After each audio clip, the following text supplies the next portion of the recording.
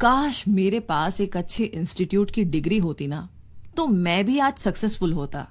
और अगर भगवान ने मुझे थोड़ी सी हाइट दे दी होती ना, तो मेरा भी टीम में सिलेक्शन हो जाता।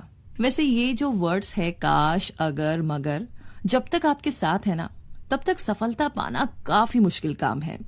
क्योंकि अगर आप महान लोगों की हिस्ट्री या बायोग्राफीज को पढ़ना शुरू करेंगे, तो आपको पता चलेगा कि कभी भी उन्होंने अपनी कमियों को अपनी मंजिल की रुकावट नहीं बनने दिया। जी हाँ, और ऐसे ही महान लोगों की लिस्ट में एक नाम है विल्मा रुडोल्फ का। तो आइए जानते हैं आज इनकी कहानी। तो बात ऐसी है कि विल्मा कोई आम लड़की नहीं थी। किस्मत ने उसे आजमाने के लिए उसके सामने एक नहीं बल्कि बहुत सारे मुश्किल हालात खड़े किए थे। टेनेसी शहर में रहने वाले एक गरीब परिवार की बेटी थी विल्मा रुडोल्फ। जब वो 4 साल की थी तो न्यूमोनिया और स्कारलेट बुखार का दोहरा हमला हुआ था इस नन्ही सी जान पर। और ये सितम उस पर ऐसा टूटा कि छोटी सी विल्मा इस बीमारी से पैरालाइज्ड होकर के हमेशा के लिए पोलियो का शिकार हो गई थी।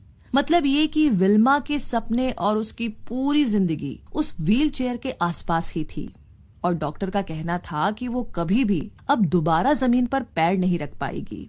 मगर दूसरी तरफ कुछ भी हो, विल्मा की माँ ने उसका हौसला टूटने नहीं दिया। वो एक मजबूत चट्टान की तरह उसके साथ खड़ी थी।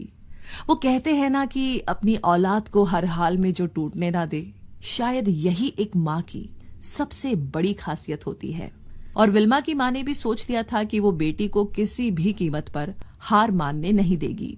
तो बड़े मजबूत लहजे में उसकी माँ ने कहा, मेरी बच्ची, अगर उस खुदा में तुम्हारा यकीन एकदम पुख्ता है तो उसकी दी हुई काबिलियत और अपनी इस लगन से तुम जो चाहे वो कर सकती हो। और फिर विल्मा ने अपना फैसला सुनाया, मैं इस धरती की सबसे तेज दौड़ने वाली लड़की बनना चाहती हूँ। और फिर आगे 9 साल की उम्र में डॉक्टर्स की चेतावनी के बावजूद विल्मा ने अपने ब्रेस उतार फेंके और जमीन पर अपना पहला कदम रखा। अपने 13वें साल में विल्मा ने अपनी जिंदगी की पहली रेस में हिस्सा लिया। वैसे ये बात अलग थी कि इस रेस में वो बहुत पीछे रह गई थी, मगर ये सिलसिला यहीं पर नहीं रुका।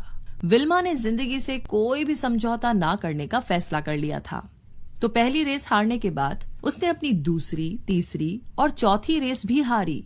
और वो तब तक कोशिश करती गई जब तक कि जीत की कामयाबी ने उसके कदम नहीं चूम लिए। तो पहली बार जीती गई उस रेस ने उसके हौसलों को और भी बुलंद कर दिया था।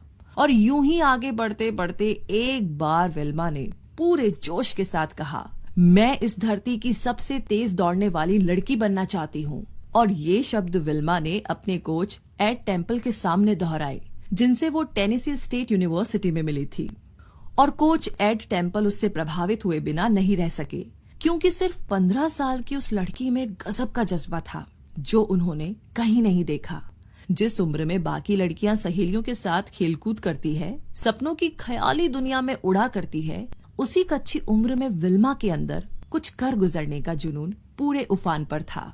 वो समझ गई थी कि इस लड़की के अंदर एक धधकती हुई आग है जो एक सही दिशा का इंतजार कर रही है।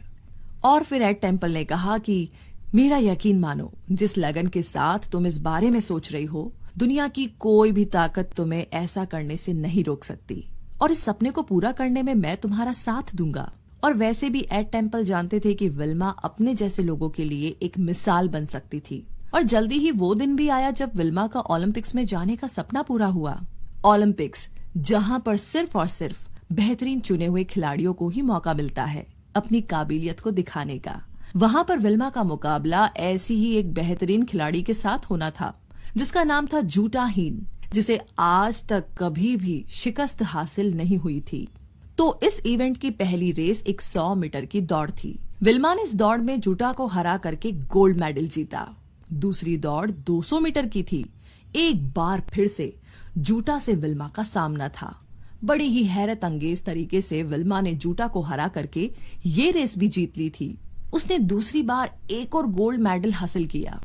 और तीसरा इवेंट 400 मीटर का एक रिले रेस थी। यहाँ पर एक और बार विल्मा और जूटा का आमना सामना हुआ और जीत के लिए दोनों ही जी जान से तैयार थी।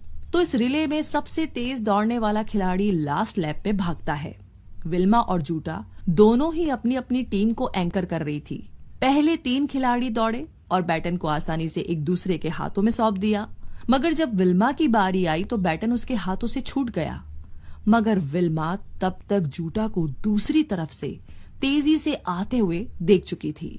किसी मशीन की तेजी से विल्मा ने फुर्ती से बैटन को उठा लिया और दौड़ने के लिए अपनी पूरी ताकत लगा दी। बस फिर क्या था, किस्मत को भी विल्मा की जिद के आगे घुटने टेकने पड़े और ये तीसरी बार था जब जूटा को हरा करके विल्मा रेस जीत चुकी थी। 3 गोल्ड मेडल एक साथ जीतकर उसने एक नया इतिहास रचा था। 1960 के ओलंपिक्स में विल्मा एक पैरालिटिक औरत दुनिया की सबसे तेज दौड़ने वाली खिलाड़ी बनी और ये एक नया कीर्तिमान था।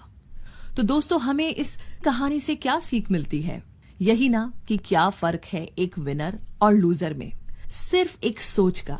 जी हाँ, जो इंसान कभी भी हार नहीं मानता उसके सामने किस्मत भी घुटने टेक देती है। इसीलिए जब भी आपको लगे कि आपके सामने कठिनाइयों का पहाड़ है, आपकी किस्मत आपका साथ नहीं दे रही है, बस विल्मा की इस कहानी को याद कर लीजिएगा और फिर आप अपनी सारी मुश्किलों को आसानी से पार कर लेंगे। क्योंकि अगर विल्मा ये काम कर सकती है तो आप और मैं कुछ भी कर सकते हैं। तो इसी के साथ ये कहानी आपको कैसी लगी, कमेंट बॉक्स में लिख करके हमें जरूर बताइए और आगे जल्द ही मुलाकात।